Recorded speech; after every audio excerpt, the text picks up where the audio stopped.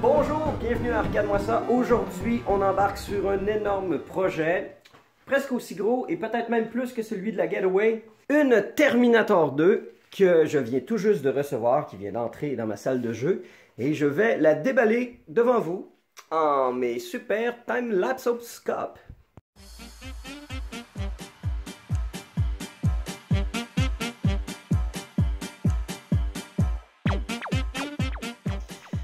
Pour être capable d'installer les pattes, j'espérais trouver les boats dans l'emballage des pattes, mais il n'est pas là. Alors on va directement aller à la boîte de goodies de Terminator 2 que j'ai reçue en espérant, en fin de compte, trouver billes et vis pour être capable de monter la machine. Et déjà là, on voit des figures familières. Et là, je ne fais pas juste parler de Priority Mail USA Shipping. On a ici des manuels. Hey, manuel. Yeah. OK. Ah, j'avais pas super encore prévu la shot pour être capable de déballer tout ça. Je vais faire de la place sur la Pantera. Drop it like it's hot. OK. Alors, quand je parle de choses connues, on parle évidemment des speakers Pin Sound qui ont fait l'effet bœuf de la Getaway. Le Pin Sound en question. Ça, c'est du gros matos. Le ring pour le subwoofer. Le headphone jack qu'on connaît bien aussi. Puis juste en dessous, c'est les fils de connexion. Les speakers de Pin Sound. Il y a du stock qui vient avec. Ah! OK, non, ça, c'est uniquement les nouveaux leg levelers noirs. Sharp. Stealth. Après ça, ici, qu'est-ce qu'on a? Qu'est-ce qu'il y a là-dedans? Ça sent le mode. Ouais, beaucoup de trucs de mode que je n'ai pas encore, que j'éplucherai peut-être pas là tout de suite.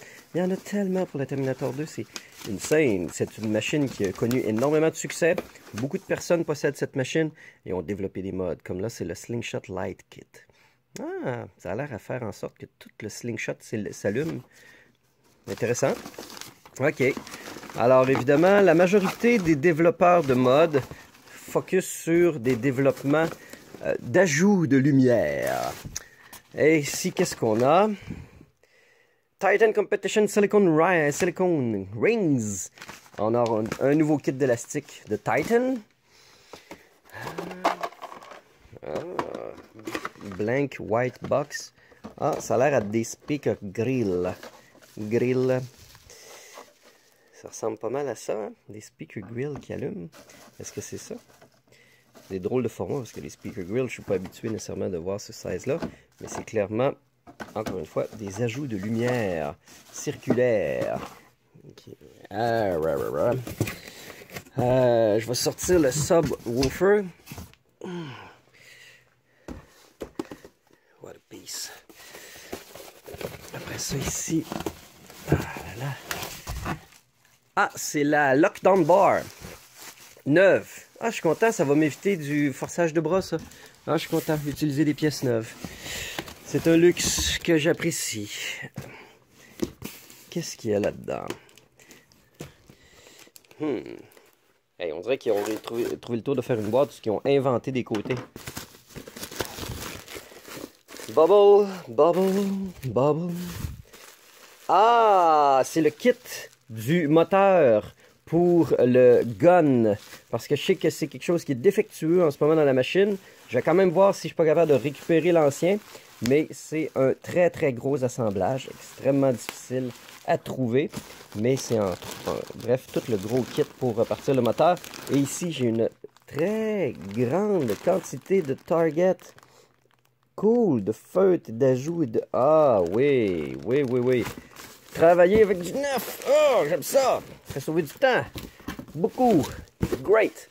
Toujours pas de vis et de boat. Ah.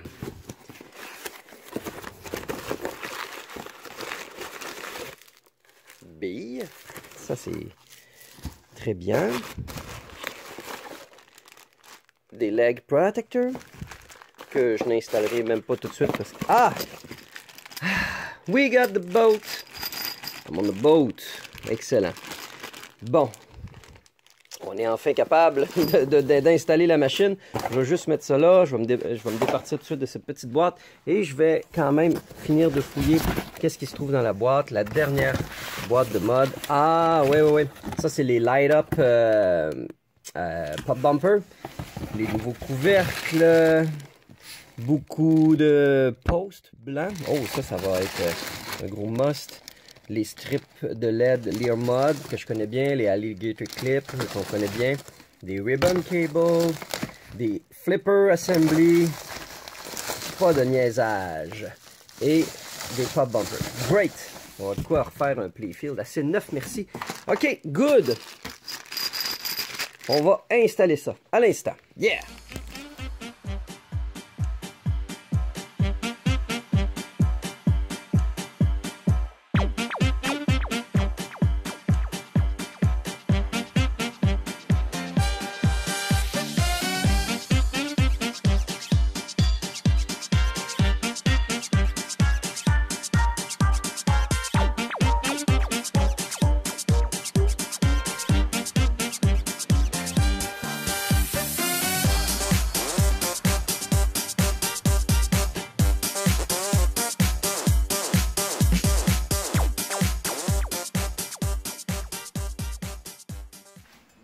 Nous y voilà, la machine est montée et c'est assez phénoménal. La machine est en très piètre état, mais elle a déjà l'Invisiglass. C'est fou, hein? On croirait vraiment qu'on pourrait aller chercher la tête du T1000. La machine a été délibérément chippée sans vitre parce qu'on va mettre l'ancienne vitre de la Getaway qui est juste ici, dessus, parce que la Getaway a eu l'Invisiglass, la vraie. Alors que... C'est pour ça que cette machine-là vient de m'être livrée sans vitre. Déjà là d'emblée, je peux déjà dire qu'il y a une couple d'affaires qui manquent. Comme par exemple la serrure en haut et les deux wing bolts que je n'ai pas vus dans la boîte de goodies. Alors ça va être déjà un petit truc de plus à commander. Mais rapidement, j'avais oublié à quel point une machine pouvait être en mauvaise condition quand on compare à la Getaway. Je parle entre autres de l'intérieur de la tête. Le playfield est en bon état. Ça fait aucun doute. Et c'est le plus important quand on achète une machine, c'est est-ce qu'on a déjà un bon playfield avec lequel partir. Le Translite semble avoir fait des petites bulles ici. Ça, c'est assez plate quand il faut avoir à... Ça se ramène pas. En tout cas, si on est chanceux, on va le décoller très lentement de la vitre en espérant que ça ne créera pas de perte de peinture. Mais somme toute, je regarde rapidement. On a une rampe qui est sauvagement cassée. Ok, hey, ça là, les deux côtés de la rampe sont complètement détruits. Impressionnant. Ok, ça, écoute, pas le choix. Ça prend une nouvelle rampe. Le petit oiseau ici, il manque un bout de son aileron. Cette rampe-là est en métal, ça aide beaucoup. Après ça, pas longtemps de jeter un coup d'œil sur le playfield pour voir comment ça se passe. Alors déjà là, un kit de rebuild de flipper, ça sera pas trop. Et oh là là, tout a été graissé. Ne jamais graisser des coils. Jamais. Alors voilà. Donc ceux-ci le sont. On a des slingshots qui ont tapé fort sur le cab. Il n'y a pas beaucoup de choses, franchement. Hein?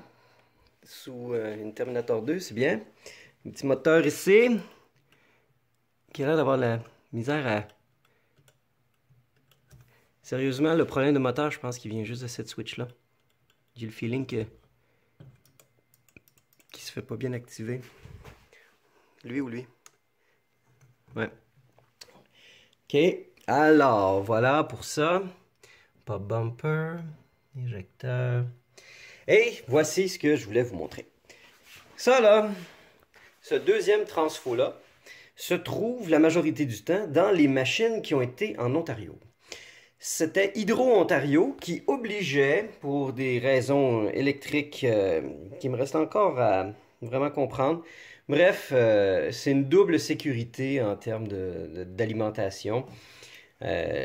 J'en ai vu un exactement semblable dans la Star Wars cockpit du McFly. Alors ça, c'est un transfo qui a été rajouté par le gouvernement de l'Ontario, qui peut être dévissé et retiré pour de bon de la machine. Et c'est pas ce que je vais faire tout de suite dans cette vidéo-ci. Je vais simplement essayer de m'arranger pour sortir le fil. Et c'est chiant parce que ce type de playfield-là, cette machine-là date d'un peu avant Getaway. Avant donc qu'il fasse le système de rampe qu'on peut être capable de glisser et sortir le playfield, qu'il y ait les petites rampes de métal supplémentaires. Donc c'est assez difficile de se passer par en dessous pour être capable d'aller après ça repasser le fil. J'ai réussi à sortir le fil à l'arrière, mais surtout j'ai réalisé quelque chose. C'est que le... Vous voyez quand je vais descendre le playfield, ce qui se passe? Vous voyez comment ça frotte sur les barres? Eh bien ça, la mauvaise nouvelle, ça veut dire que le cabinet, il a vraiment mangé une grosse go et il doit être écréanché, une petite affaire, dans un angle ou dans l'autre, ce qui fait que le playfield frotte sur les rebords de la machine lorsqu'on le monte ou on le descend. Alors il va avoir de la job de menuiserie à réviser que tous les coins sont parfaitement à l'équerre pour être sûr que le playfield va pouvoir monter et descendre parce que éventuellement il va y avoir des side decals sur cette machine. Et c'est sûr qu'on ne peut pas tolérer que ça frotte ses côtés, sinon ça va les scraper au premier levage de playfield. Ok, ça fait que, yeah, cette prise vient exactement se plugger là où elle était pluguée il y a déjà si peu de temps. La Getaway. Je vais aller chercher les billes, voir. Ok.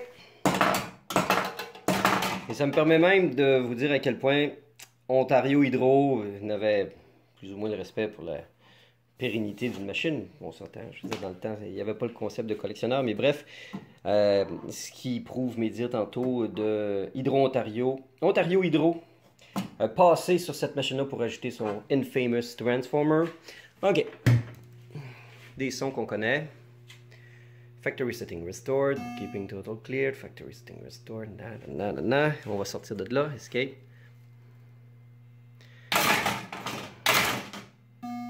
Testing.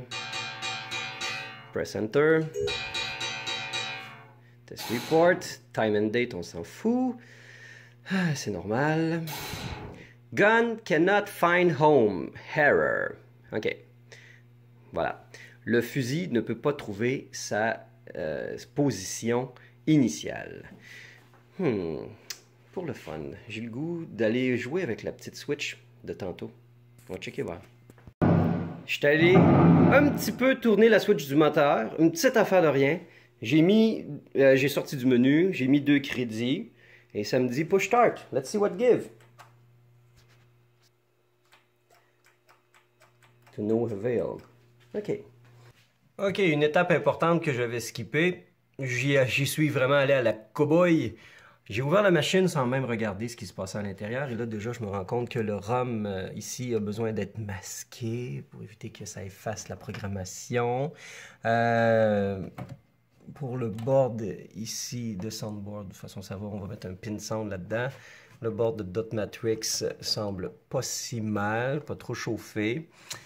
De ce point de vue-là, le LM323K, il a l'air pas si pire non plus. Ok, il n'y a pas eu de tampering, beaucoup de trucs qui ont été taponnés sur cette machine-là, on dirait bien. En fait, je vous dirais que ce qui est le plus problématique, ça se passe ici. On a un connecteur de puissance qui est burn as hell ici. Et c'est assez fascinant. J'avais jamais vu ce connecteur de puissance-là aussi brisé. Et même chose ici, ce connecteur-là qui a franchement besoin de much loving et il manque carrément une fuse ici. Hein? Alors, on va réviser ça dans un autre vlog. On va arrêter ça là pour aujourd'hui. Si vous avez aimé ça, likez. Je dirais pas share, c'est pas obligé de share, mais abonnez-vous, j'aime ça. J'aime ça, savoir que mon petit chiffre d'abonnement monte. Bien flatteur. Sur ce, on se dit à très bientôt, c'est le